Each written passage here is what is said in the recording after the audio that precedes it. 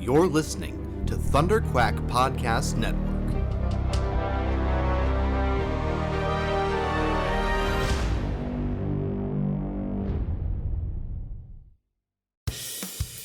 This is the Thunderquack Podcast, the official podcast of Thunderquack Podcast Network, where anything can happen. So strap yourselves in and hold on to your butts. It's Thunderquack time! Hello and welcome back to the Thunderquack Podcast, the official podcast of thunderquack.com, which you can get early every Tuesday over at patreon.com/thunderquack, or you can wait and get it late every Friday on podcast services across the galaxy. I am one of your hosts, Michael Cohen. And I'm your other host, Amanda Conkin. It's a little bit later than normal to start. It's a lot later than normal. It's pretty late. So this will probably end up being a bit of a shorter episode, but short and sweet, just like you like them. Yeah. So let's get right into the news. So last week we talked a lot about the DC Fandome that was coming up. I think that one of the best parts of this is that we don't have to recap a heck of a lot, because we were actually pretty on the nose with a lot of stuff. When it comes to the Flash panel, they didn't announce that the movie is called Flashpoint, but they did definitely talk about the multiverse component of it, and that multiverse panel going into it was definitely intentional. Of it was actually, I thought that the multiverse panel was actually probably the most interesting panel of the day, because it was actually sort of like the three heads of the three pillars of DC right now: the comics, the films, and the TV shows, talking about their actual strategy in regards to the multiverse, and being very candid about the ideas of we've got Ben Affleck coming back as Batman in Flash, but we've also got Robert Pattinson as the Batman, and they will be happening at the same time, but they are different characters. And because Batman's also on Titans, right? So it's like the Netflix series. It's Netflix up here. It was DC Universe in the States, and now I guess it'll be an HBO Max series for season 3. But Batman's in that. He's in season 2. Can I just say how much I do support that, Disney got Marvel, but HBO is claiming DC, and I think that that's okay. I think HBO is owned by Warner Media. Okay, well, the other way around then. Fine. Yeah. Fine. So it's a parent company thing. I want Warner to still exist, though. I don't know. I think it's big enough. Stop firing people, Warner Brothers. You don't give me any faith. To be perfectly honest, everything that happened with DC Comics and Warner and everything over the last little while was probably necessary. Because there were a few people that I think needed to be shuffled out, and there was a lot of streamlining that needed to be done. The thing is that we talked about Comic-Con a few weeks ago, and what a failure that was as an online con. And I will point to DC Fandome's success as proof of that, because it's exactly what I said. DC was going to separate. Marvel and Disney have separated out. Disney is able to get their message out more effectively with an earnings call than they are through Comic-Con lately. Fair. The Mulan announcement, that came from the investors call. Seriously? From the Q3 investors call. That's where the announcement was made, and everybody knows about it. So, it was also then picked up with news stories and stuff like that. But still. But the point being that they don't need Comic-Con to distribute this information, right? And DC and Warner Brothers figured this out, and that's exactly what they did, and it was a huge success. I think it actually did a lot of really good stuff from a brand perspective. The really interesting part is that they told us nothing and they showed us nothing, and there was some very confusing and not backwards, but just sort of like shockingly tone deaf messaging of like Wonder Woman only in theaters, and it's like, is that really what you guys are gonna do? And as far as I can tell, there's no date on that yet. Like, so we still don't know when Wonder Woman. I want it to come out so much sooner than it would if it was in theaters, though. It was supposed to be out already. Like, we should have already seen Wonder Woman. There's no reason why it shouldn't be out. But the trailer that they dropped was awesome. The trailer is fantastic. And the stuff that they showed for Suicide Squad looks great. The stuff that they showed for the Batman is... the trailer is better than the content of that panel. We talked about that a little bit on the day because you were here. That I would have enjoyed it a lot more if Matt Reeves hadn't talked for what felt like an hour, telling us about all of the different iterations and the iterations of iterations and how this iteration is different from past iterations. And it's like he spoke for however long that was, which I'm sure was probably 25 minutes or something. But he managed to say nothing of consequence. Like his what he said was basically, we're going to do something that you've never seen with Batman before. We're taking it back to year 2. It's like, okay, well, I'm pretty sure The Dark Knight was like year 2 of Batman, but that's fine. And it's going to be a more grounded, darker take on the game. It's like, what? No, you're just talking about what Christopher Nolan did.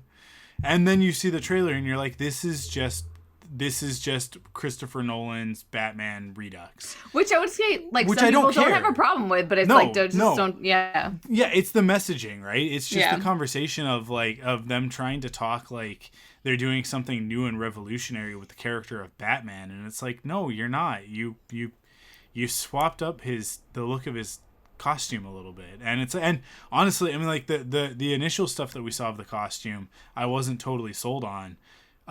Seeing it in motion in the movie, and like there's a scene in the trailer where Batman is like entering the crime scene to work with the police, and he's like in full light, in broad view, and like you see the whole thing, and he actually looks great. Like, I think that costume looks fantastic. And then the Batmobile is so awesome. I love this Batmobile so much, because it's like a muscle car with bat wings on it, right? And it's cool, because I like that we're getting back to it actually being a car and getting away from the tank and the Schumacher. Let's just call it what it is. It's a penis with bat wings on it. Like, that thing just got more and more phallic as those movies went on. Like the Tim Burton one, it was like, okay, well, this is obviously an extension of the male ego, but that's fine. It's Batman. It's kind of his thing, and it's his car. That makes sense. And then you get to Batman Forever, and it's like bulbous is the only way to really describe it. And then you get to Batman and Robin, and the thing is even more obnoxious, and there's like 5 of them in that movie. Ugh, I want to watch Batman and Robin again. That's one that we could do a commentary for. No, because I want to watch it soon, and I feel like we won't get around to a commentary soon enough. Hey, so I'm Googling Wonder Woman 1984, and it keeps saying that it's slated for release October 1st. Is it? Okay. So, like, the trailer that they put out just says the trailer that just says only in theaters. Yeah, and I was like, that's so weird. Like, but I didn't realize that it was originally supposed to come out in December of last year. Yeah. That's insane, man. Yeah. They can't wait a whole year. Come on, you're depriving the world of awesome content. I'm just really worried about getting leaked online and then just like everything going to hell. Yeah. Because it's I don't know, enough people have touched that now that like I can't imagine that it doesn't exist in a bunch of online screeners. Like, yeah, it's weird. Well, like, we're living in such a weird time, because this Friday, both New Mutants and Bill and Ted 3 come out. New Mutants is only in theaters, which I think is Disney using something they don't have a lot of faith in to test the waters and see what happens. And because everybody might go to it. There's a lot of idiots in the world right now. I did think about that. I was thinking like because I posted this on Twitter of like, I want something new. My prediction is that Bill and Ted Face the Music is going to outperform New Mutants this weekend. I think that the revenue for Bill and Ted will from be the higher. Online, and that's online, right? And that's on demand. Yeah, that's like online on demand. I think that it's just like you could just buy it. I don't think it's like one of the you rent rentals. it. Oh, yeah, I think interesting. that you just buy it. So nice. But yeah, we'll see. We'll see next week where we're at with that. But I do think that like I would put them on sort of even ground in terms of like the number of people that are interested in these two things. Because most people don't even know that New Mutants is an X-Men thing. Like they've done such a bad job of marketing it as an X-Men franchise story. And it actually looks like the first Fox one that I'm gonna like in a long time. Like I really want to see New Mutants, but I do not want to go to a theater to see it. Was it advertised like eons ago? Does it have Arya Stark in it, or is that something? It no, does. this is from so long ago. New Mutants was supposed to come out like 2 years ago. Whoa! It's been sitting on the shelf for a really long time. And it was finally supposed to come out in I think April, and then obviously everything happened and it got shelved again. So it coming out is a very big deal because it's finally that's insane. Holy because it's got Arya and it's got the other guy from Stranger Things, not the one with the hair, but the Finn. No, the other like older of the boys. Mike's older brother. No, not Mike. No, because Mike is Finn Jonathan's Wolfhard. older brother. Yeah, Jonathan, yeah. Whatever his name is. Didn't he like get arrested for like well. drug possession or something? And then I think so. I think that he ran into a little bit of trouble. There was something. But it looks great, and it's like the cast is fantastic, and the characters that they're playing is a very interesting crew of mutants to put together. They're to me, it's like they're some of the lesser marketable. Who's Jonathan playing? Who does he? I think he plays Cannonball. Who the heck is Cannonball? Bingo. Should I be googling New Mutants? Characters. Movie. But that's this weekend. You know what? People are in the mood to go to a movie, man. Yeah. He's playing. He's Sam Guthrie, which is Cannonball. So we've got Magic, who is Colossus's little sister.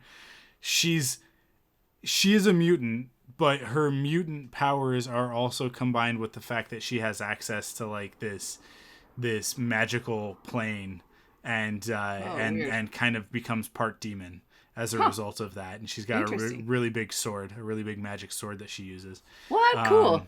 Sunspot, Danielle Moonstar, Cecilia I'm looking this up at the Reyes, same. I'm looking and at this up at the Mirage. same time that you are. Hey, it's only playing in one cinema. Oh, it's playing like Wednesday. Interesting. Let's see. Codename Psyche. Now the one character that they're not showing, like when I just Google this, they're not showing who Maisie Williams plays. So, but I know who she plays. She's playing Wolfsbane. Why wouldn't they tell you that? That doesn't make any Wolfsbane. sense. Is it Wolfsbane? Is that the name of the character? And is it like it's a horror film in the superhero genre? Because I was gonna say, isn't it supposed to be like kind of creepy? Yeah, it's like a psychological horror thriller sort of thing. Yeah, she's Rain Sinclair. She's like in the comics she's like Irish or something, which I don't know if she'll. I guess Maisie Williams could probably pull that off. Yeah, Wolfsbane. Interesting. Yeah, I was right. So she's a werewolf. Like that's her. That's cool. her mutant power, is that she can transform into a werewolf. And actually, interestingly, that character ends up in the comic books, way in the future. As not way in the future, but like in I don't know, I guess like the mid 2000s, like the 2010s, was in a relationship with a half man, half wolf Asgardian. Cool. Who was like a side character from the Thor comics, who ends up, I don't remember the character's name, but like ends up interacting with her, and she's very like most of the mutants, like, and especially because she can transform, right? So she can change back into a human form sometimes. So it's like, so she has the ability to hide the fact that she's a mutant from people. And this other character very much made her like feel like, hey, you don't have to hide who you are. You can be like, this is like the looking like a human isn't actually who you are. Like the wolf creature is who you actually are, sort of thing. And they would run around in one of the other, one of the other worlds, one of the other planes. What's it called with the Asgard realms? One of the other realms, yeah. where they could be accepted. And then she ends up, I think, coming back in X-Force and becoming part of X-Force with Wolverine, because she is good at killing people. They're all like heroes, or are they like not heroes?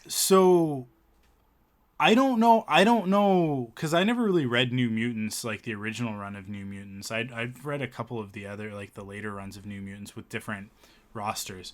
And the X-Men history is so difficult to keep track of. Right. They are all heroes. They are all X-Men.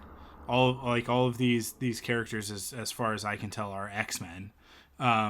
But I believe like some of them might be Generation X and some of them might be the New Mutants. Although like Gen X and New Mutants is kind of the same thing.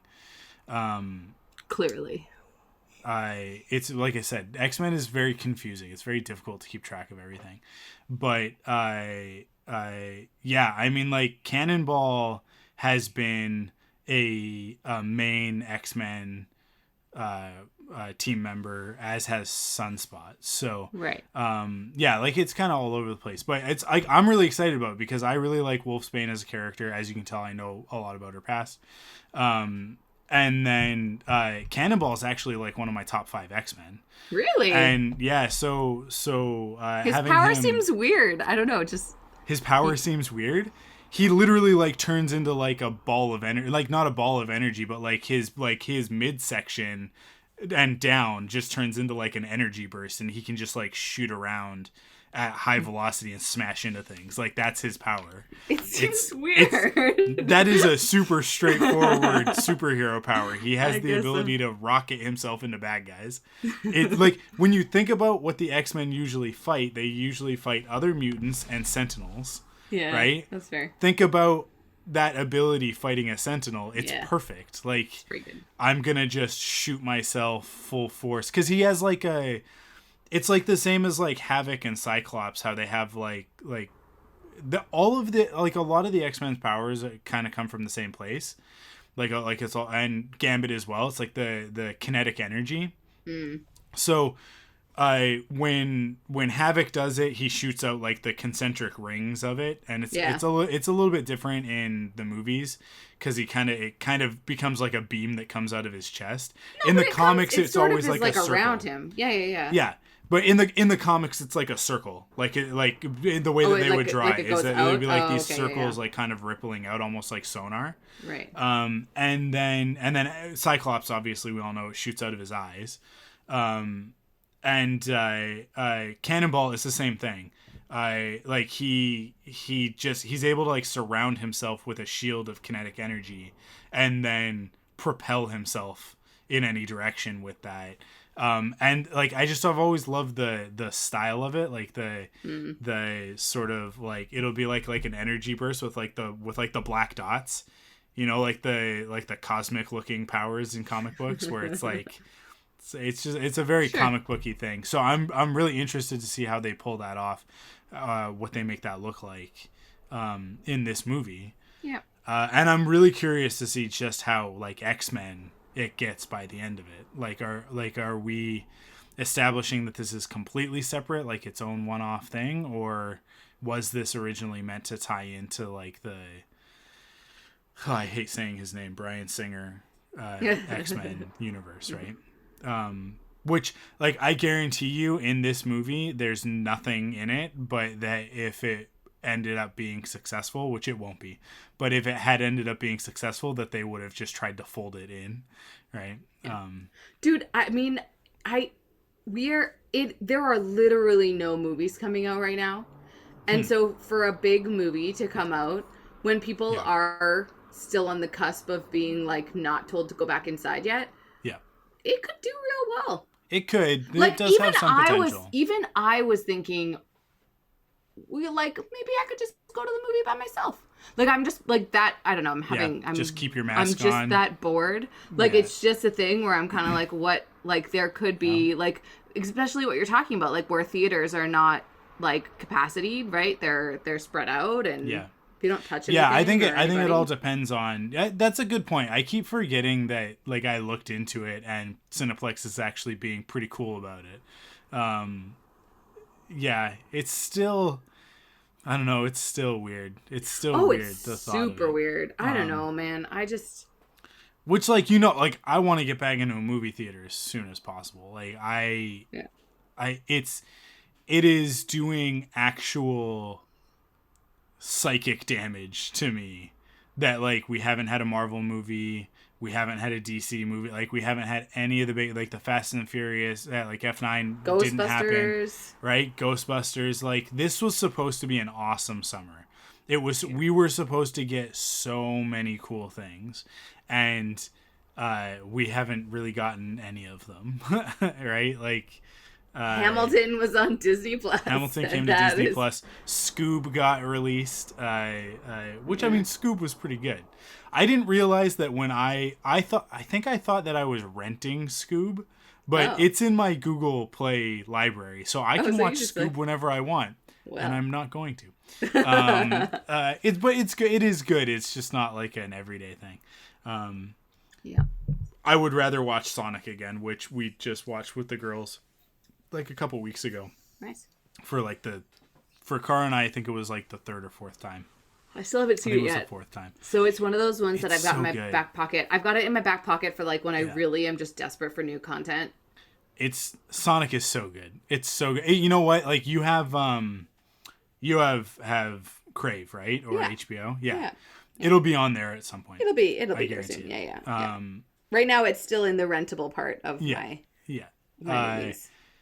Yeah, it's so good. Like, not in like the like, oh wow, this is a masterful piece of art sort of way, but in the like, you took a video game character that is a blue hedgehog that runs really fast, and you actually made a story where I care about his human companion, I care about Sonic, I care about Robotnik. Like, it's so good. I can't recommend that movie high enough, especially for people who've got kids. It's so good. The other thing that I'm going to recommend to everybody, and that you don't have to leave the house and go to the movies this weekend. First of all, everybody should be getting Bill and Ted Face the Music this weekend, because it's going to be awesome. But Cobra Kai is coming to Netflix. Season 1 and 2 are both coming to Netflix on Friday. But they're already on YouTube. I'm so confused. So it was a YouTube Red series in the first season, and then YouTube Red disappeared in between season 1 and season 2, but they still had season 2, so they put it out as like you can buy this, like Google Play sort of thing. Oh, so it actually wasn't like easily watchable by many people. So I mean, it was easily watchable in the sense that all you had to do was pay for it, but that's not the same. But but now YouTube has basically completely abandoned that, and Netflix picked up the I guess an option to be the home for streaming for Cobra Kai, which is awesome. Is that international? Canada. I don't know. I don't know all of the regions that it's going to be in, but I'm pretty sure it's going to be here and it's going to be in the States. Nice. And honestly, like, Netflix is where it should have been to begin with. And it gets me really excited for season 3, because Netflix has been involved for a while now, and I think that it'll increase the production value of season 3. Oh, nice. So yeah, it's like it's a really good thing for the series. The thing the one thing that I'll tell people before they get into it is that the first season is it was made by YouTube. I was gonna say it's a YouTube based series. Like it's a YouTube series, so it is a little rough around the edges.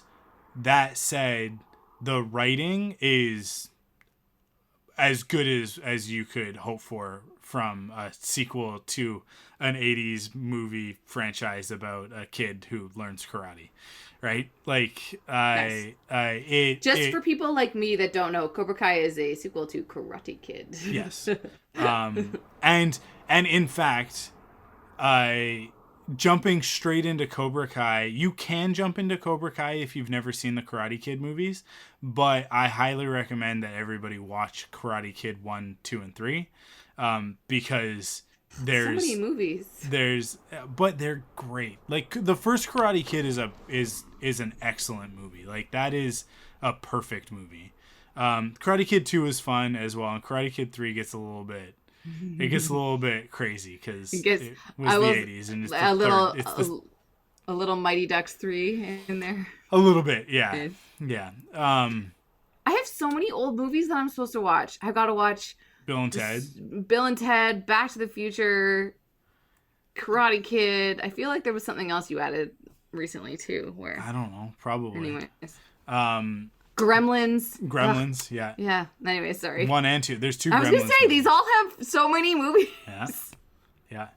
But like I don't know. Can't what I just you're doing wait for them to time. reboot them? Like, I feel like there's a new. I'm sure that there's like a new Back to the Future coming sometime soon. You've seen both Ghostbusters movies, right? Original ones. I have seen the first Ghostbusters movie. You've never seen Ghostbusters 2? I don't recollect seeing Ghostbusters 2, but I don't know for sure if I haven't seen it. Look, we're going to do Gremlins for Christmas, and then we will do Ghostbusters for New Year's, because Ghostbusters 2 is actually a New Year's movie, because the big climax of it happens on New Year's. Okay. It's the one where they're on the rooftop is the first one, yeah? Yeah. Yeah. Okay. They fight the Stay Puft Marshmallow Man. In the second one, they fight a guy who comes out of a painting in a river of slime. That's yeah. And Slimer? No, a river of slime. Slimer is in both movies, but they don't fight Slimer. Well, they catch Slimer in the first movie. They don't catch him in the second movie. He's just there. It's a thing. It's because that's what Slimer does. He drives a bus. Yeah. In the second movie, it's great. Very exciting. And I'm excited to see how he's going to be in the third movie, because I don't know how much of it will take place in New York, because it seems like it takes place somewhere else. But we have to wait forever to see that movie, and that hurts me. But yeah, Cobra Kai, everybody should watch it. Speaking of watching, what are you watching? Get it over with quick. Absolutely nothing. I'm having a real hard time still getting into stuff. So I rewatched The Host. Yeah. Which I don't know if people are familiar with The Host, but it is a Stephenie Meyer novel. And it's an alien love story. And I don't know if you know anything about me, you know that I'm a sucker for aliens and a sucker for love stories. So I watched The Host, and then the next day I read the book again. Because I just didn't. So The Host, what? Okay, what is The Host? The Host is a novel that is about an alien invasion that takes place on Earth, and everybody on Earth gets infected by these aliens that take over humans. And at the start of the book, the planet has basically been colonized by these aliens, and all of the humans have been taken over by aliens. But the host, Melanie Strader is the main character. She gets taken over by this beautiful soul, this beautiful alien who is really sympathetic. And basically Melanie, most of the people on Earth that get taken over, she doesn't. She actually is still there and basically it's her and this alien in their head trying to fight for humanity, because Melanie was one of the last survivors, and she's I love my family and I'm never gonna let you take them.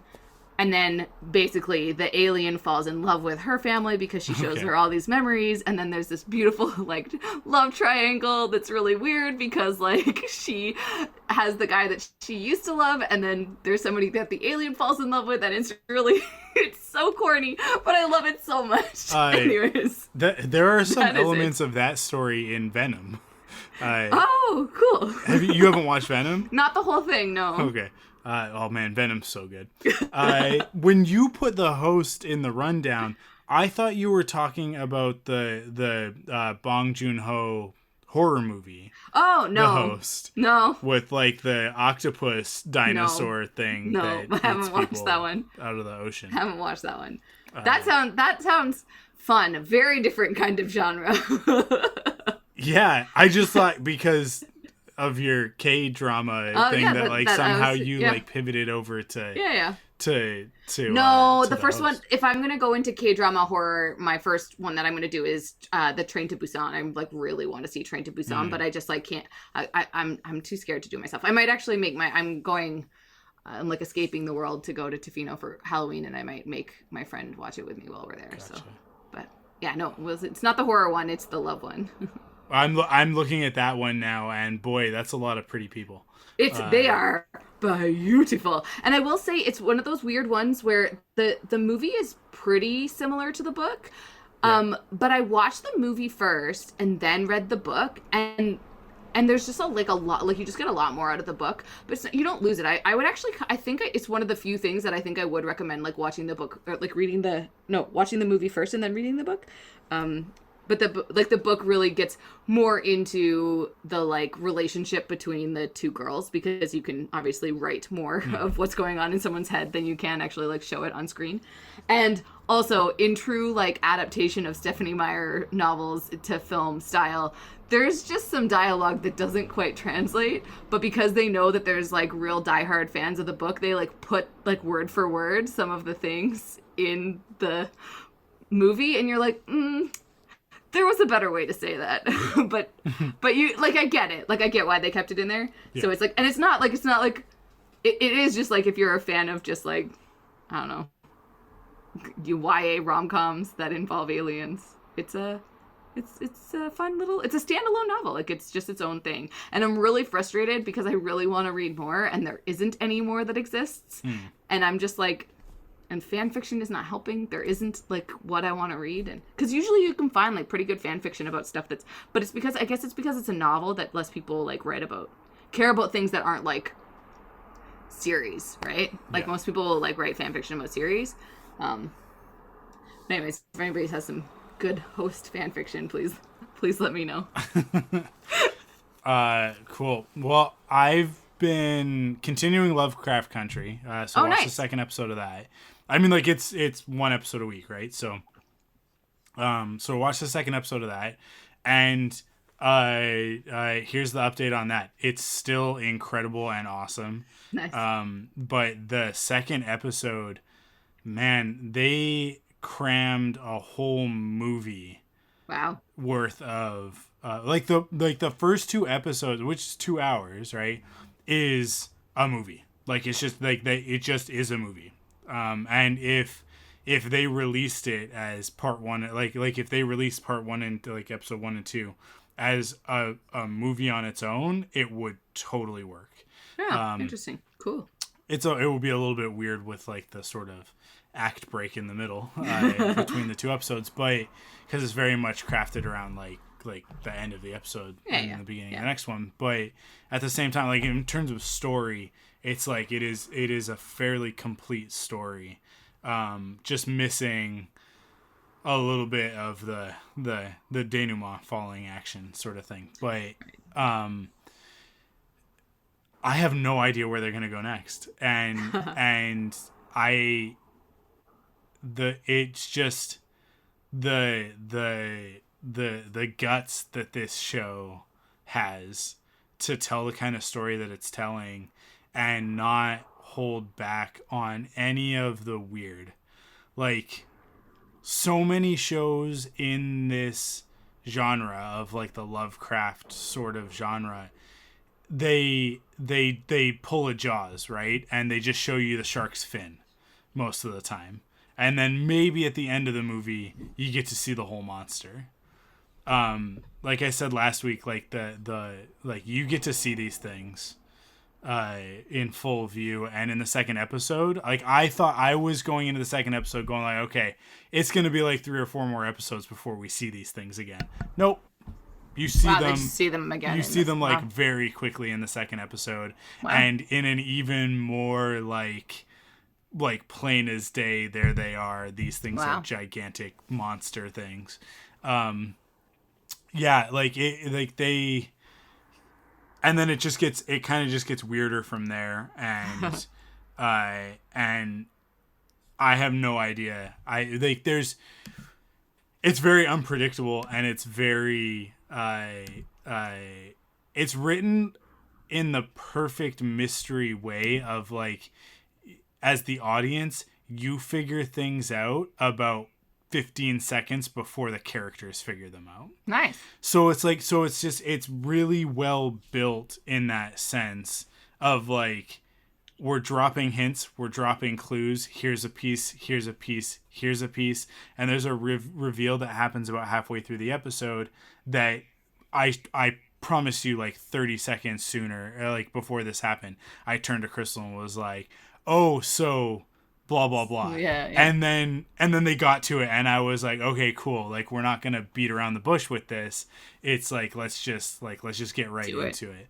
And to me, like, that's kind of the hallmark of a really well told mystery. Because like Knives Out is a really great example of that as well. It's like, other than the final twist, like the final reveal in Knives Out, when you figure out what actually happened, the different pieces of that mystery that are revealed along the way, because Anna de Armas is the main character, and you're kind of like following along with her in her shoes, and you are kind of figuring it out as she's figuring it out, until you get to the end when it all gets put together. And then there's a couple of extra little, like, if you were really smart, if you're smarter than me, you might have figured it out. But I think Rian Johnson did a pretty good job of it's crafting so a mystery. good. I can guess better, and it just drives me bananas that I just didn't know. I knew who the murderer was.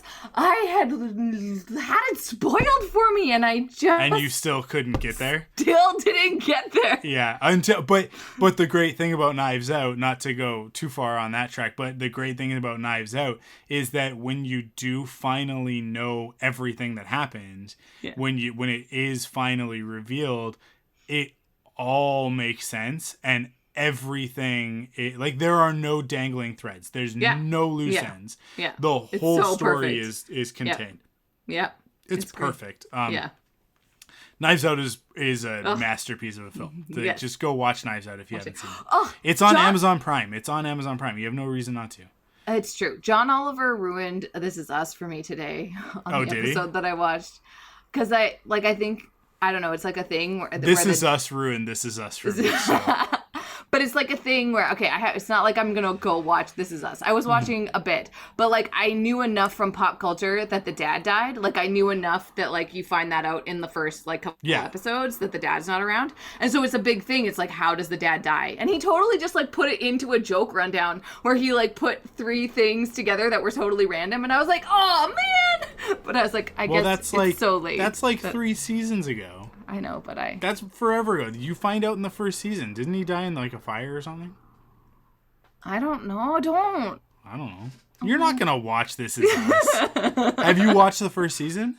No, I watched the first episode and it was great. You're not going to watch This Is Us. I'm probably not. At this point, you've had your opportunity to watch This Is Us. It's true. No. Also, like, just don't watch that show. It's not good. It's not good. I mean, it's a beautifully crafted pilot.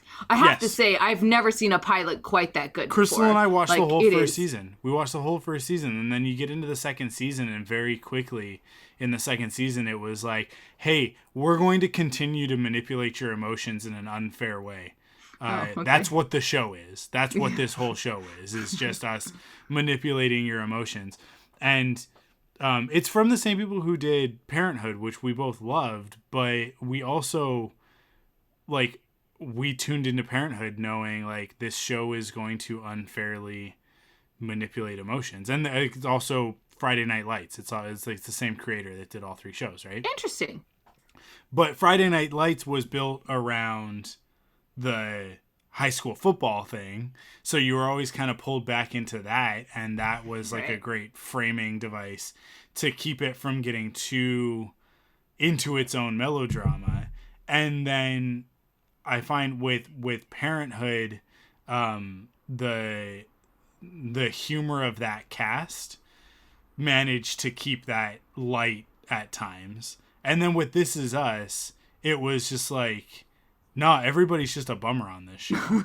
And they all just make the wrong decisions. They all just like keep secrets from each other, and it blows up, and people get diseases and die, and it's heart attacks and yada, yada, yada. Like, it's just the whole thing. It's like all of these things can happen, but all of these things happening to this family of 5 repeatedly, like every week somebody gets some sort of an illness or a disease or whatever, and you're just like, at a certain point it's like, I don't think Gossip Girl's the right show for you. I can't do this.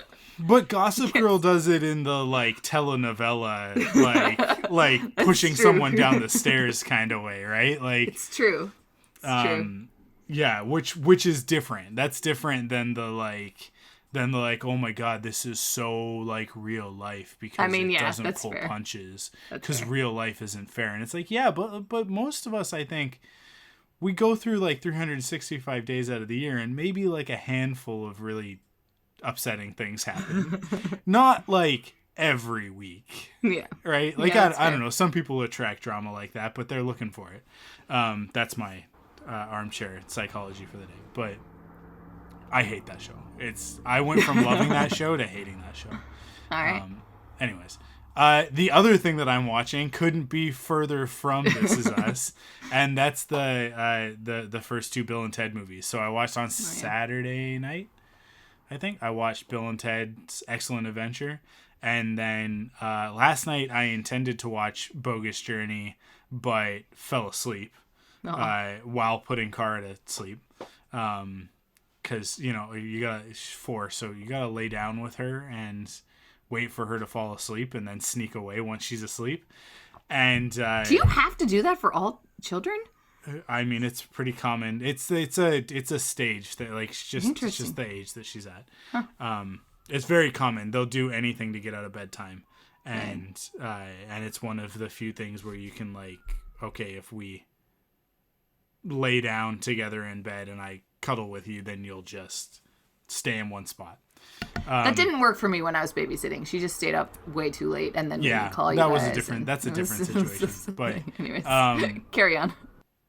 And then I was so exhausted from the weekend because it was Cara's birthday on the weekend. So I was so exhausted that last night at 8:30 or whatever it was that she was finally going to sleep. I just fell asleep. I just fell asleep in the bed and then didn't wake up until like 9:45 and was like, I don't have time to watch this movie, and I'm also still very tired and want to go to sleep. So I ended up watching it this afternoon after I was done work. But those movies are great. They're awesome movies. The first one, actually, I, as a kid, was always a bigger fan of Bogus Journey, which is the second one where they go to heaven and hell. They die and spoilers, dude. Battle the Grim Reaper. It's the premise of the movie. It's literally the whole premise of the movie, is that in the first one they travel through time, and in the second one they travel through the afterlife. Also, there's nothing to spoil in a Bill and Ted movie. The first one is actually a way better movie, although it is much rougher around the edges because it's a smaller budget, and it was the 80s as opposed to the 90s. Although I'd have to look at what the exact dates are on them. Bogus Journey might be like 89 or something, but I think it's like 91 or 92.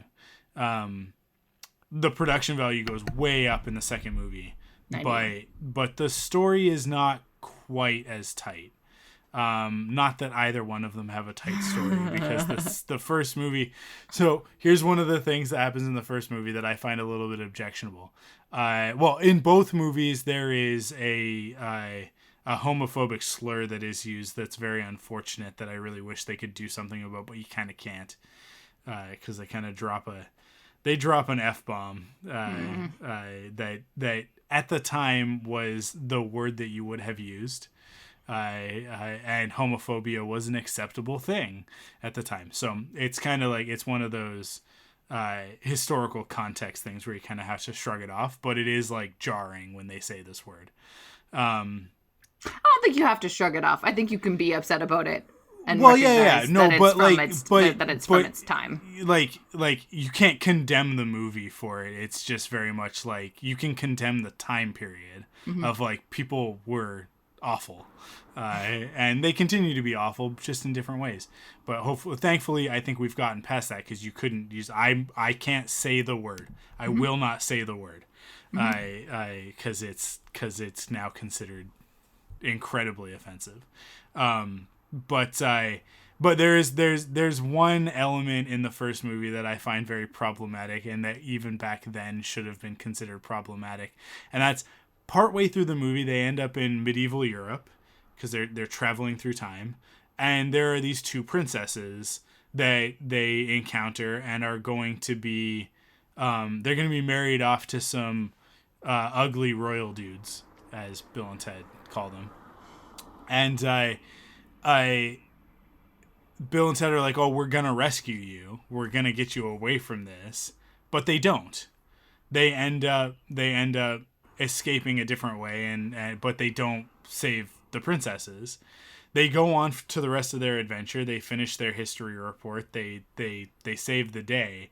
And at the end of the movie, Rufus, played by George Carlin, shows up with gifts for them for doing such a good job. One of the gifts is they each get a really cool guitar. And then the other gift is that he brings the princesses and is like, here's the princesses. And they're kind of unceremoniously presented to Bill and Ted as prizes. Yeah. Although there is a moment where they do say, like, they write in a moment, like a line where Bill is like, we went back to try and rescue you, but we couldn't find you. Yeah. And it's like, so you don't see any of that in the movie. But it just like is. Yeah. And I guess you're supposed to put it together that like Rufus went back and rescued them. That's why they couldn't And so find when they them, went back to rescue them, they weren't there to be rescued. But it's like, it's one of those things where it's like, I think a major note should have been like, they should rescue the princesses. like that's instead of getting them as prizes. Because even rescuing the princesses and then them being like, still like a prize. We're in love with you is still problematic, but it's not as problematic as I present you with these two droids. They're treated as objects to be owned. But it's okay because they get way more agency in the second film. And the princesses do? The princesses do, yeah. Oh, nice. Yeah, because they're still around. They're gonna be in the next one. So cool. I'm so excited for this movie on Friday. If you're listening to this on Friday, if you didn't pay for the early access on Patreon, like our awesome Patreon supporters and Patreon producers like Brian Murawski and JJ Samuel, then it's out now, and you could watch Bill and Ted Face the Music right now. Because through the maybe I should watch Bill and Ted. You should. Here's what you do. So you have Amazon Prime, right? I sure do. Okay, so you need to go to the channels thing on the website and just sign up for Super Channel for the 30-day trial. Okay. And then you can watch both movies, which won't take long because I think they're both like 90 minutes. Yeah, okay. Because they're 80s, 90s comedies. So it doesn't take any time at all. And then just cancel that. Yeah, that's fair. And then you won't have paid anything. And then I think the only channel I've ever actually canceled after getting it was Sundance Channel, because I got the Sundance Channel because it was the only channel that aired Discovery of Witches, which was actually quite entertaining. But then the second season didn't come on for a long time, and it only had like real indie stuff that I wasn't interested in, so I canceled it. But it's like one of the only things, but I also kept it for way longer than I should have. So I don't have a very good track record with like actually canceling things after I like use them. Just set yourself a reminder and do it. Yeah. So yeah, that's what I've been watching. Cool. I guess with that, we'll take a break for some ads, and then we'll come back with our main topic. Okay, so let's we're gonna get through this topic real quick because there's not a lot to say that I don't think haven't already said a million times. So let's just update. Let's just bring everything up to date with people and our thoughts on certain things. We're gonna talk about politics, American politics specifically. What? Yeah. How unlike us. Yeah, I think that I was saying to you we've not that we've avoided it or anything, and I mean like obviously we talked about it around the BLM and all of that sort of stuff, but it's been a while since we've kind of touched back in with you know, the ridiculous state of the world, and since the Democratic National Convention and the Republican National Convention are kind of things that are topical and happening. In fact, the RNC started tonight and is very odd. I just thought it was worth it to jump back in, because there are a couple of things that just I wanted to get across in terms of my opinion on them, and just sort of talk about the ethical component of it. And I think like primarily it's just talking about how much the Republican Party sucks, and how much it's lost meaning. And I think tonight, as the Republican National Convention kicks off, and they have announced that they do not have a platform, they do not have talking points. What? That the platform, if there is any, is just unwavering support for Trump and his administration. I think in light of what has happened in the last 3.5 years, but let's just talk about the last 3.5 months.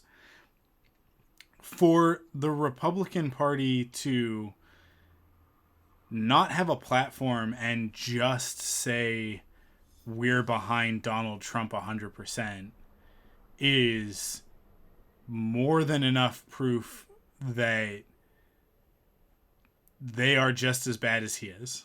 In fact, that he's just a puppet for them. I don't think that he's calling the shots at all. I think that he is being told what direction to move things in. I think he's just horrible at the facade of it, right? Like, it's not that different from when Bush and Cheney were in office. I think that they were just a lot better at keeping up appearances and because they understood how to play politics. Yeah, remaining presidential in the face of doing some pretty horrendous stuff and breaking a lot of international laws, and really being war criminals. But like, it's like where we're at now is that you have a man that's too much of a buffoon and has way too much of an ego to be told that anything that he does is bad or wrong. And you have a group of followers, very vocal followers, and there are far too many of them that support that support everything that he says. And it's just, I don't know, man, it's terrifying because the thought that he could be reelected in November, and us having to deal with another 4 years of this. Not to mention him saying things like, "Oh, they were spying on me, so I should get another 4 years after that." It's like you don't say stuff like that. Yeah. He just, like, they have no respect for their own constitution, their own system of government. And if he could dismantle it and make himself king of America, he would do it in a heartbeat. And that's a terrifying thought that a person with that little moral fiber would have that much power. But that's not new. None of that is new information, right? I just I don't have faith that he won't be elected right now. The more that I see the way that this world is going right now, like the more that just like all of like the underwhelming nature of the Democratic National Convention just shows to me where it's like this was the problem that they had last time, in that they thought that it was good enough to just sort of be not Trump. Mm-hmm. And it's not. You have to stand for something, because here's the thing. For all you hate him, Trump stands for something. He stands for terrible things. Yeah. But he stands for them. And you know what Trump is. Everybody who votes for Trump knows what he is. And everybody has to be just a little bit racist to vote for Trump. But you have to understand that you care more about what it is you're voting for than about being racist. Yeah. Like that, at the end of the day, there isn't that alternative. There's no option other than that. Like, you can't just be like, I am voting for Biden because I'm not racist. It's like, what are you voting for, though? Mm-hmm. Like, there's nothing that people have told me why they're voting for Biden. And it's the exact same thing that happened with Hillary. That she didn't run on anything aside from just being a good person. And right now, I just don't have faith that the world thinks that being a good person matters, quite frankly, which is really depressing. Like, I think that that'll change when we get into the debates. Because I think nobody watches the debates. Who cares about the debates? The people that are voting based on their instincts don't give a crap about the debates. No, but you're right. Nobody watches the debates, but they do watch John Oliver. They do watch The Daily Show. They do watch Saturday Night Live, and they're gonna get their cliff notes of that, and that's what they're gonna make their decisions based on. But I would say the people that are watching those 3 specific shows are gonna vote for John Biden because they're like. No, it's the people that are watching Fox News and CNN and the things that are just like how they get their little. But so this was kind of this is kind of the core of what I wanted to talk about, is this idea that people are born into these parties, and because it's a 2-party system. Yeah, because it's a 2-party system, it's you're with us or you're against us, and it becomes a part of your identity. That was like, well, I vote Republican because I don't want to vote for communists, right? And that's the party line at this point, and which is ridiculous, because the reality of the American political system is that you have the Democrats who are centrists at best. And for the most part are actually significantly right of center. Just like our Liberal Party is here, who liberals consider themselves to be in the middle, and they're not. The Liberal Party in Canada is definitely a right-wing party. It's just a right-wing party. It's a centrist party relative to the Conservatives, who are ridiculous right-wing, and the Republican Party, especially in light of the things that have been said in the last 24 hours. They've fallen off of the political spectrum. They aren't on the political spectrum anymore. They've moved into the religious spectrum. It is a group of zealots, and it's a cult, right? And I get it. I understand, because I have a lot of friends. I have more friends than I think probably people would realize based on the stuff that I talk about. They do consider themselves Republicans and do consider themselves conservative. I thought you were just going to say, I have friends, you guys. I have more friends than you think I do. Sorry, but that's how it started. Anyways, carry on. But I know that those people aren't the Republicans that we're talking about. They're not the card carrying,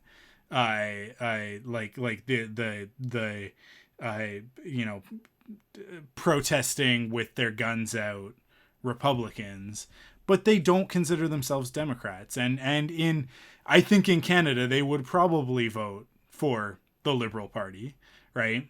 As opposed to you and I, who would prefer to vote Green in most situations, but strategically might vote NDP or Liberal, right? Because Correct. NDP and Green are going to be not very left. NDP is pretty left of center, and Green is probably the most, but at the same time is actually the most reasonable. Don't confuse the Green Party in Canada with the Green Party in the United States, because I think the Green Party in the United States is like the marijuana party. Like they're like this single. Seems it's also just like a little bit more. It's much more radical, I think, too, than the Green Party in Canada. Yeah. And so like I get where that thought process is coming from, and I get how easy it could be to fall into the rhetoric when you have a two-party system, because it is very much like, well, what are you going to do? You're going to go vote for the communist hippies? And it's like, but Joe Biden is not a communist hippie. He's a problematic, decent human being that is going to definitely vote in the best interest of corporations, which is the same thing that the Republicans are going to do, except that the key defining factor of the Republican Party over the last, I would say, probably 30 years is that they're growing more and more, I guess, like the shorthand is evil, right? But it's kind of, it's more, I don't know, like that's kind of a dramatic thing to say, but like they're just...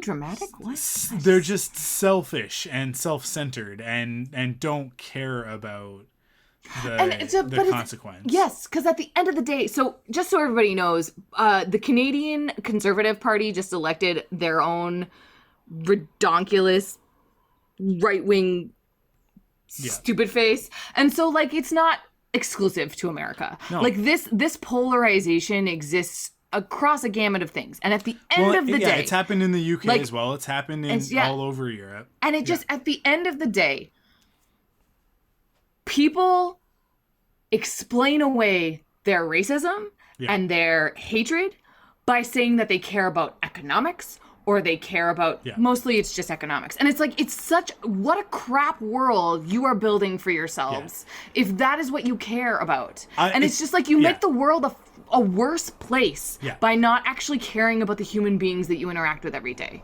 Like, so this is what I have to say about that part of it, is that like anybody who uses I'm a fiscal conservative, or it's about small government and like the fiscal policies and whatever. It's about the money part of it. Like, I care about the money part of it. That's why I vote Republican. Unless you're making over $500,000 a year, nothing that they are doing serves you. If you are like us and you are making less than 6 figures a year, then go ahead, vote for them. You are the person that they are actually taking advantage of. Like you would be making more if you didn't vote for them, but they've tricked you into thinking that financially voting conservative, voting Republican will get you any closer to being, and it's like, just not. You are closer to being a sex worker than you are to being a millionaire. Like, it's just like, honestly, so why don't you vote in favor of sex workers and like basic human rights and like wage parity? In fact, like I would say, with the proliferation of websites like OnlyFans and the democratization of monetizing sex work through online platforms, I would say that there are probably actually a lot of sex workers who make more money doing less. Because when we say sex work, I think a lot of people go straight to prostitution, and they're not realizing that like porn actors and like women that do cosplay and stuff like that. Not cosplay is kind of in a weird area, because a lot of the like what's the term? It's like e-thought or something like that. I don't understand. I'm too old to understand what these terms mean, because they all come from like 4chan and stuff.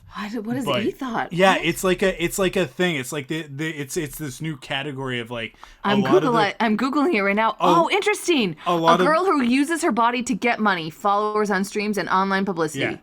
Yeah. And which, like, that the way that described it puts it in That's like a very negative connotation, which I totally want to erase from that, because it's like, because I don't care. Like if you can trick horny guys into giving you their hard-earned money to see pictures of you in a bikini, then I 100% support that, and I think that you should do that. Like if that's what you want to do, like that is a legitimate. It's a great way to make money. Yeah, there you go. I mean, and my point being that like I think that a lot of those women right now are pulling in six figures. Yeah, that's on fair. these platforms. Yeah. Because they're cropping out, like, not looking at how many of these women there are, but looking, which there are lots. There are tons of these businesses, let's call them. But like, there are tons of women that are taking advantage of this new genre of sex work. But that's not even the thing. It's the number of platforms that are showing up between like OnlyFans is probably the biggest one that most people know about, but there are like dozens of them, and there wouldn't be dozens of them if there wasn't financial support for dozens of them to show up, right? And market differentiation, all of that sort of thing. So when you look at it in a digital ecosystem, in a digital space, it's like it's like looking at the App Store, right? And when the App Store became a thing in like the early 2000s, and all of a sudden game developers started cropping up everywhere, and they were all making this shovelware garbage stuff like Farmville and blah blah blah, all the Facebook games. People love Farmville. I don't know. Yeah, but the games are garbage. They're just designed with a satisfying loop that pulls you in to spend money, right? And like the Zyngas, and I think Zynga is Farmville, but whatever. Like all of those companies, PopCap, blah blah blah, they all like popped up overnight. And people were like, "Oh, this is awful that all of these companies exist, all of these crappy game companies." It's like, yeah, but they exist because there's a market. People are buying the games, they're spending money in the games, and that's justifying the existence. So in the same way, you're seeing all of this stuff with online sex work and stuff like that, especially in the midst of a pandemic. But the point of all of that is to get back to the idea that, like, yeah, you are closer economically speaking to that than you are to, I mean, like, Trump is in a different thing. Stratosphere. And then when we talk about like Bezos and Zuckerberg and Elon Musk and like all of that, like those guys are living in a different realm of existence, like a different plane. It's like they have so much money that even if they spent that it's just millions of dollars a day, they'd never run out. Like, it's actually quite disgusting. But those are the people that these policies serve, and those are like, that's what they're doing, right? Like, those policies are not helping the average American or Canadian or Australian or whatever. They're helping Jeff Bezos get away with murder. Like, they are helping him pay people less than minimum wage and keep more profit for himself. And the amount of money that guy makes, and like, even just since the pandemic started, if you've seen any of those graphics where like they've made billions of dollars since the pandemic started, they can absolutely afford to pay their staffs a living wage, right? But they choose not to because they can get away with it. And that's what you're supporting when you're voting for the Republican Party, and when you're voting for Conservatives in Canada, or whatever the parties are in the UK and Australia and France and whatever. But it is happening everywhere. It's the whole world, and it's really upsetting, because the options now are you strategically vote centrist, or you vote you vote right wing. And there aren't any social parties to vote for these days that have any chance of winning. I just don't get it. I don't know. Whatever. It's capitalism. It's consumerism. We want our stuff. We want our new iPhones. We want this and that. And can I share this? Go ahead. I'm because I realized like where I have a friend, it's actually Anne, keeps posting on her Facebook like all the time, and so that's where I saw that like you're closer to a sex worker than a million. But she also posted this like another one of those things where it's like, all my friends are sexy polyamorous socialist pagan strippers, the millennial story. And it's like, yeah, yep. Like I feel like there's this demographic that wants to be way more radical than the world is letting us, and it just, I don't know, because of all of these systems that we help put in place, like we're the reason why they still exist, because we just don't know how to break out of them. Well, as long as we continue to support Amazon and Apple and like, which you can't get away from it. I mean, earlier in this episode, I said to watch stuff on Amazon Prime. So, you know, it like it is what it is. But this is the thing. We shouldn't have to worry about corporations getting away with what they're getting away with if our politicians are doing what they're supposed to be doing. Right. And actually representing the common good. But at a certain point in the post-World War II, really, politicians stopped serving the common good and started serving corporate interests. And in the 80s especially, a lot of the protections that were in place that made North America and the Western world prosperous in the grander sense, in the larger sense for everybody, the rising tide that lifts all boats, a lot of that stuff was dismantled in favor of the rich becoming the super rich and going from millionaires to billionaires to we're on the cusp of trillionaires, right? Which like billionaires can't spend all of their money in a lifetime. So trillionaires, I don't even know what that is. Yeah, it's upsetting. And like it like if history shows us anything, it leads towards revolution. And if you look at what's happening right now on the streets, and we're not even talking about what's the latest story that's in the news right now? What's his name? Is it Jacob? Jacob Blake. Jacob Blake, yeah. Blake, yeah. And the only reason that I'm not is because it is still very much happening, and so talking about it right now, it's like I feel like we would probably get a lot wrong. So it's the sort of thing that like we will definitely talk about it when Aisha Taylor had a really powerful Aisha Tyler had a really powerful post where she just like listed what happened, and she's like, I'm not going to post the video because it's basically just an execution, and it's like the world is not. He's not dead though, so that's one of the things. Is like the last time I was reading news stories, he's in critical condition but expected to recover, which I think is going to be a very interesting turning point in a lot of this stuff, because you're going to have the actual victim of it.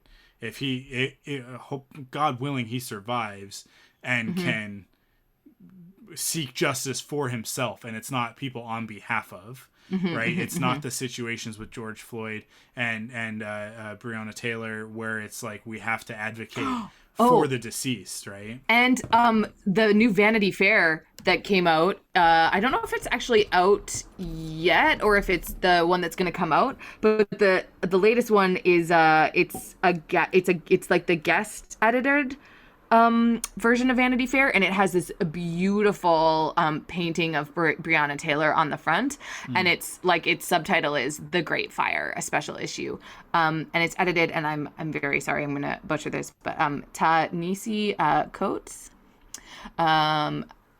is the editor for this version, but it's like people are getting it's getting a lot of traction right now. It's actually like being posted on lots of different things, and the thing about Breonna Taylor is called A Beautiful Life, and people are like, it's just a really beautiful like thing that's happening right now. So go out and buy the latest Vanity Fair. I think that it'll be worth reading for sure. Cool. Yeah, I mean, we haven't even kind of gotten to all of the stuff that I wanted to talk about, and I don't think we're going to, because there's just so much going on, and there's so much chaos, and everything's kind of, as I keep saying, the world is on fire, and I don't know that, and in some cases it's literally on fire, like in California right now. And in our hometown, Mike, our hometown was on fire. Well, your hometown. It's not my hometown, but the place that we first became friends. Yeah. It's because in the midst of everything else we're talking about, I think we have not been talking about climate collapse and all of that nearly enough. Greta Thunberg just went back to school. She posted about it on her Insta story. But yeah, I mean, like, the other thing in the States is like this dismantling of the United States Postal Service.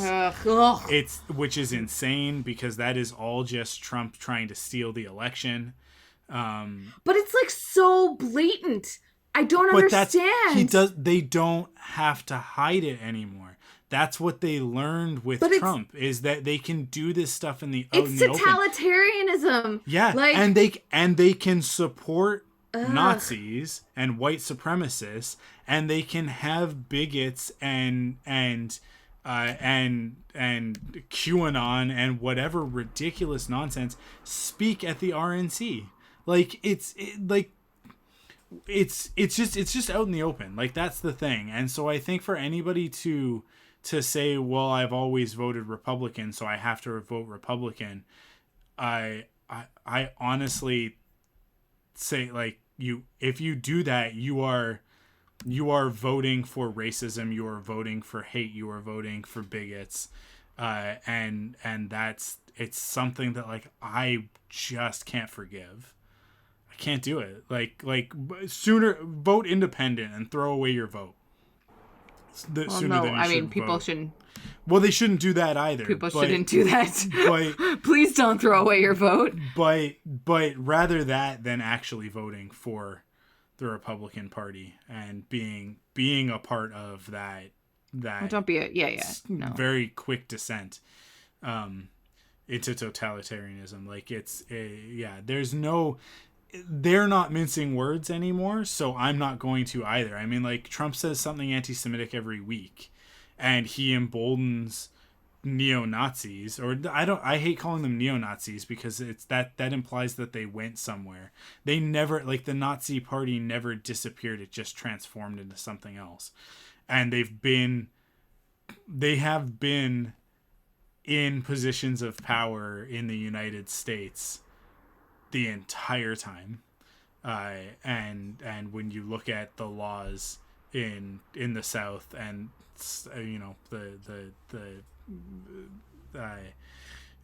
the way that their justice system is set up and all that sort of stuff, like, they never went away. The Klan, Nazis, none of it never went away. They just got better about hiding it. And then Trump came along and said, hey guys, you don't have to hide anymore. You can take your hoods off. And they have. They're just out in the open, just saying things.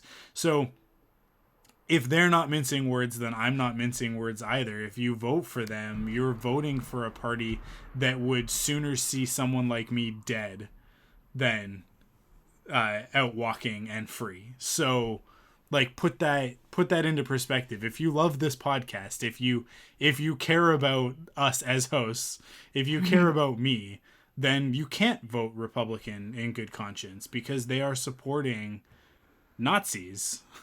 Yeah. And Nazis want Jews dead, and I'm Jewish, so, like, it's that simple. Like, it's cut and dry. There's no equivocation. There's no tolerance for that, in my opinion. And I don't even think that's an opinion. I think that's an objective truth. You can't tolerate hate like that, because you will, like, then you're just party to it. You may as well be the one lynching people. That's my opinion. But hey, I saw again all of the stuff that I've been. Okay, I just have to repronounce. I pronounced the editor's name wrong. It's Ta-Nehisi, so I just wanted to correct that for Vanity Fair. But also, I saw, like, a little post where somebody had said that they are going to stop using hangman in their schools, and I'm like, what a smart. Yeah, like, yes. do that. And they had this great game where instead they made it like flower words or something, where it's like if you build the full flower, you like lose. And it's like, wow, what a simple way to change that game without it being a terrible like symbol of lynching in America. Like, it's just, I don't know. And it's small things where it's like, if it just doesn't make any difference to like, the purpose of the game is to teach people how to spell or how to get, it's like guessing stuff, right? Yeah. Where it's like you guess things, and if you reach a certain like thing, then you lose the game. And it's like, well, just change the construct, and you don't lose anything in that. And it makes people feel less terrible about themselves, right? Like, it's like, yeah, connotations change.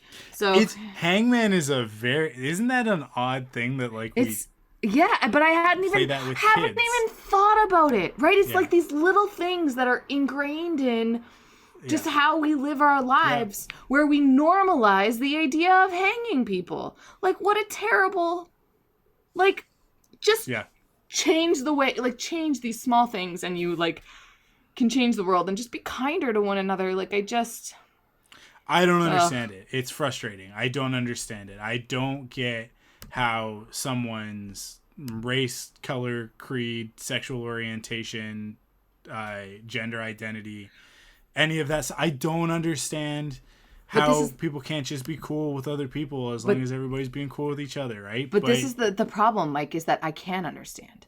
Like, you get it. It's not like fear is one of the most driving forces, right? Fight or flight is like the most basic sort of human reaction to stuff, right? And I understand the tribalism of it, but like the thing that I don't understand is how people cannot see. But this is just a problem that I have with people in general, and it actually ends up causing a lot of like strife in my day-to-day interaction with people. Is that like, I'm a very introspective person. I think about myself a lot in a non-egotistical way, but also in an egotistical way. But you know what I mean, right? Like, I do a lot of self-reflection, and I like when I do something stupid or wrong, I try and do better the next time. I like that is a part of who I am, and it's how I was raised, and it's the type of person that I want to be. And it's the type of person that I like to surround myself with, is people who also do this work. I don't understand how a person can just be ignorant of themselves, because my brain won't let me, right? Like if when we were doing the intro, I stumbled over the word thunderquack.com. I was going to say, like, my brain, it came out thunderquack.com. I sounded like an idiot. And had I let that episode go, had I let the episode go out with that as it was, I would have been, I'd be thinking about it for a month. Right? Oh my God, fair. You're so stupid, Mike. You gotta enunciate, you dumb person. Right? Or there's somebody that I'm trying to get to come on the Faster, More Intense, and which is a Star Wars podcast, and I feel like maybe I was too aggressive in pursuing this person to come on the podcast, and they haven't responded to me, and I think about it on a daily basis. Aww. Of like, I think I screwed that up because I pushed it like maybe not even one too many times, but maybe 3 too many times. Aww. With the sort of did they see that the first time that I sent it? Did they see it from in that method?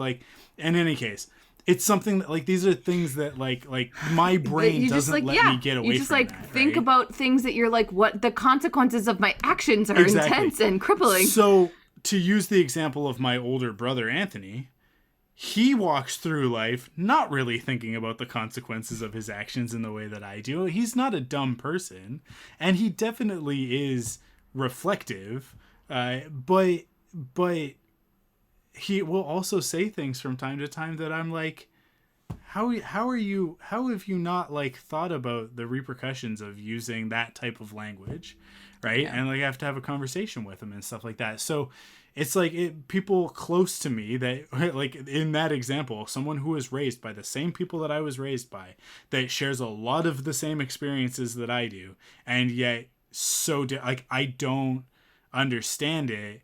But I guess like that's the key to it, is that like somebody like my own brother, I can't understand how he arrives at some of the conclusions that he does. He's said some very dumb things about COVID-19 that I just cannot get over, that I'm just like, are you kidding me? There's science to support what we're saying, right? There's different levels of, one of the things that's, speaking of siblings, I just think it's really interesting to follow through that train of thought, right? Because why is it that people end up where they are on a political spectrum, or right, like a lot of stuff is where you're raised. But my sister doesn't think nearly as much about the world. And my sister, again, she's not a dumb person. My sister is, she's like, she went to university, she's college age, she knows how to critically think, but she doesn't, it's not something that she like engages in her everyday life. It's not something that she really like. So when she has interactions and when she curates her friend group, they really are like more surface level. Like, it's not like they're sitting around talking about politics like my friends are, right? And so I went to hang out with them when we were in the Okanagan, and I just found it really interesting where I started talking about something, and my sister was like, Amanda, you need to like, you can't, like, nobody will understand what you're talking about. Yeah, and tone it down. You're using big words. But it was, I was talking about Nikola Tesla. And I was like, but because one of the guys had a Tesla. And then they thought that it was going to be a bro conversation where my sister was like, hey, Gavin, like, this guy's got a Tesla. And I was like, a Tesla? What kind of Tesla? What mileage do you get? How far can you go? And my sister's like, oh, you care about Teslas. I was like, yeah. But then I started talking about Nikola Tesla, and I started talking about like alternating current versus direct current. And she was like, no. But one of the friends that they had there was an electrician. And so the electrician knew what I was talking about. And then when her friend, who tends to be like, well, why should I care? Like, what does that mean? And I'm kind of like, I was like, well, I can't explain to you how electrically a direct current like works specifically, but luckily the electrician could. And it was this like beautiful like way of like practical knowledge meeting, because I live in this bubble of theoretical knowledge where like I understand the difference between direct current and alternating current, but if someone asks me why we don't use certain kinds of currents in our houses, I'm like, well, politics, like, right? Like, I'm always really theoretical. So it was really nice to have that practical knowledge there.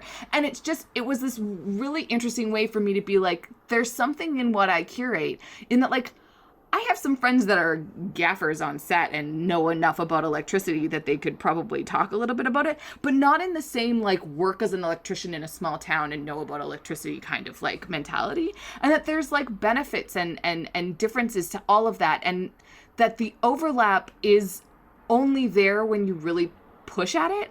Otherwise, from the outside, there's going to be a lot of like misunderstanding or not understanding, or like they're on the cusp. They were all pretty good of like the COVID and like social distancing and stuff. But I can tell that my sister hangs out with people that are on the cusp of not caring about COVID. Like, it's like she has, again, my sister is I love my sister, and she's quite good, and she's very reasonable. And so but if she wasn't with me more often than not, I feel like she would not care as much, right? Like, it's like that sort of like, there are so many people, and that is the majority. And that's what the hardest things for me to realize, is that these people that you love, that can make these decisions that you don't understand. Well, imagine people that don't have people in their close circles that they trust and care about, that just make these decisions in a vacuum based on what society tells them to on Twitter. To make the geek analogy, I have to remind myself on a regular basis that the majority of the world thinks that Star Wars is a series of films.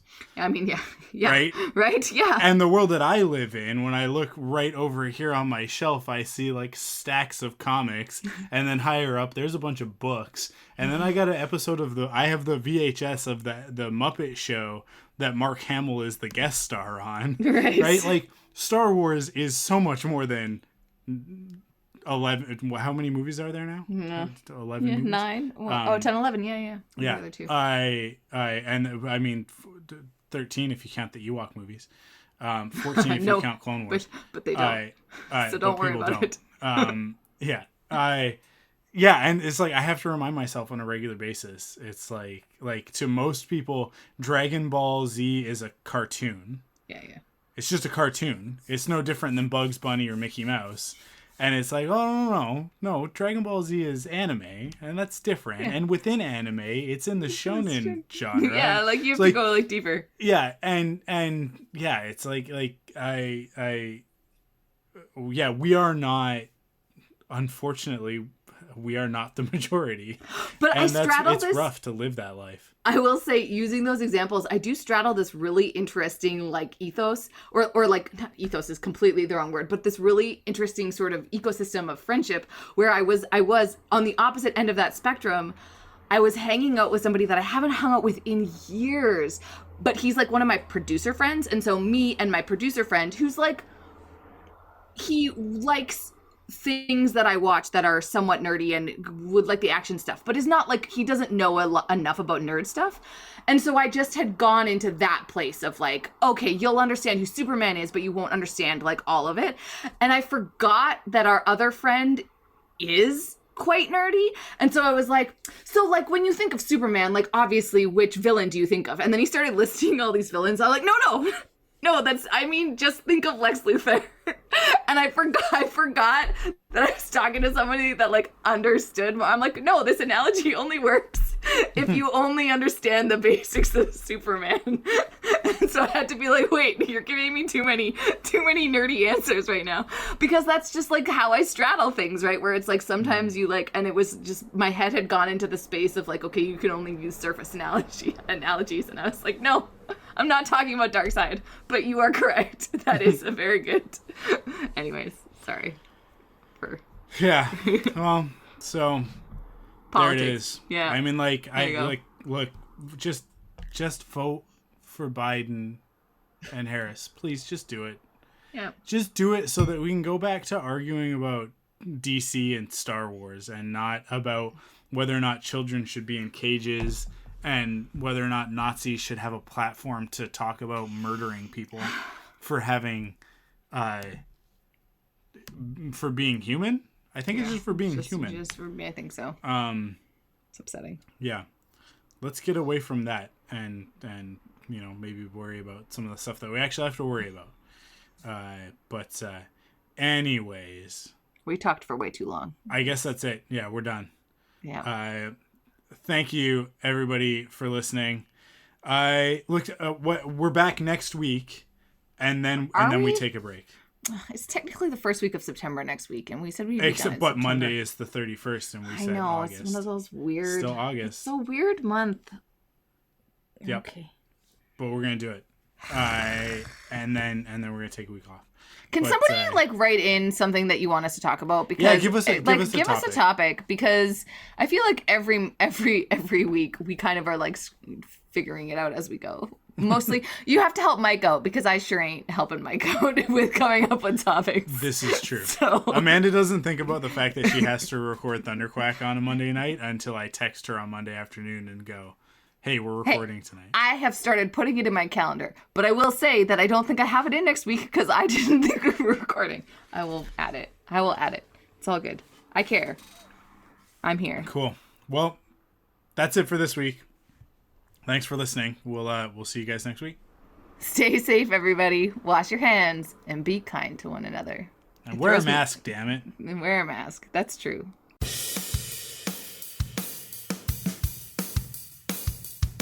Follow the Thunderquack Podcast on Twitter, Instagram, and Facebook by searching the Thunderquack Podcast.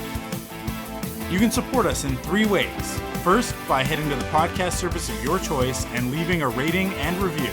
Second, by going to store.thunderquack.com to pick up some merch from your favorite podcasts. And last but not least, by heading to patreon.com/thunderquack to kick in with your monthly pledge of support and get cool rewards like early access, ad-free episodes, and extended episodes. The Thunderquack Podcast is the official podcast of thunderquack.com. Head to thunderquack.com to discover more great podcasts.